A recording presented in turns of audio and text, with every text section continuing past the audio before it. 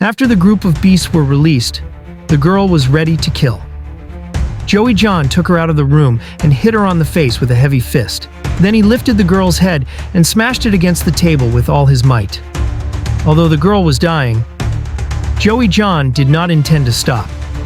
He took out a small knife from his pocket and stabbed the girl in the eye. There was no contact at all, but the massacre was not over yet. Joey John walked into his sister's room and pinched her neck with a pillow. Then he strangled her to death above his hands and tidied up his hair elegantly. Joey John is a famous gang leader in the local area.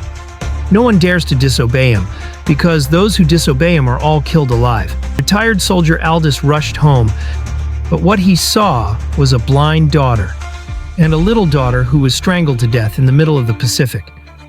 Aldous couldn't help but cry.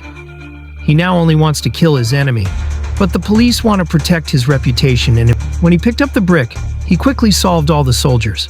After saying goodbye to his daughter in a hurry, arranged for a handsome leather jacket, the revenge began. Aldous soon found the gang leader, Joey John, where the gang often goes out. But Aldous did not plan to let him go. He was shot directly. He has long been hateful to this kind of scum.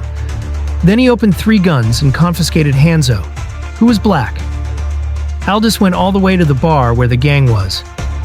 The gang who came to provoke him was killed by 3 punches. No one can stop a father-in-law. Then a strange-looking man was stared at by Aldous. Until the pistol was stuffed into his mouth, the man finally said the name of the murderer. Aldous picked up the phone on the floor and immediately hit the fat tiger. But the fat tiger was not afraid at all.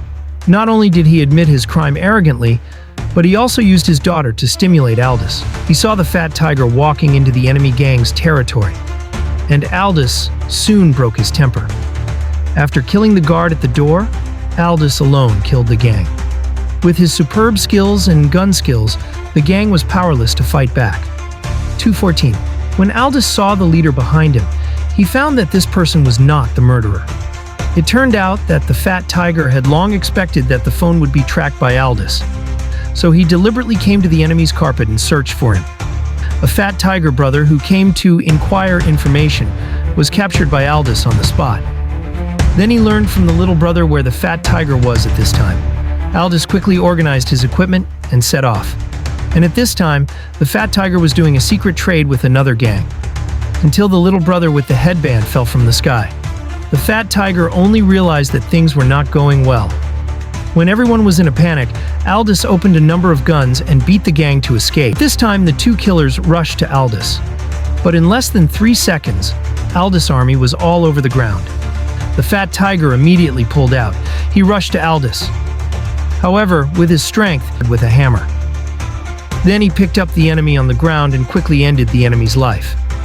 The revenge was finally avenged, and the police rushed to the crime at the last moment. Aldous, who took many lives under the crime,